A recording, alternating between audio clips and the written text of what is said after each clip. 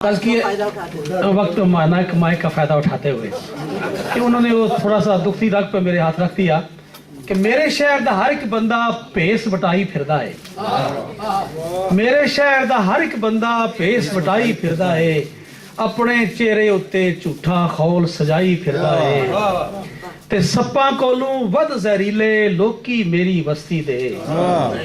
सप्पां कोलों वध जहरीले लोकी मेरी बस्ती दे, जिसनू वेखो अपनी अपनी बीन बजाई फिरदा है ते किंज करिए इतबार किसे दियां मिठियां मिठियां गल्लां ते।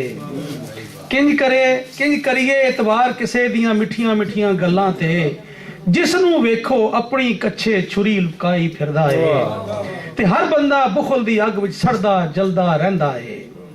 हर बंदा बुखल दी अग विच सड़दा जलदा रहिंदा है, हर कोई झूठी खाबां दी ताबीर बनाई फिरदा है ते अज वो पैसा दीन बना के रिश्ते नाते तोड़ गया।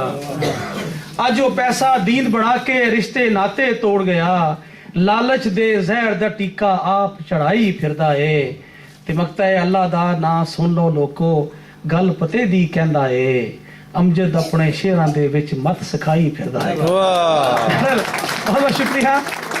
तो अल्लाह पाक हमें अच्छे कामों की तौफीक दे।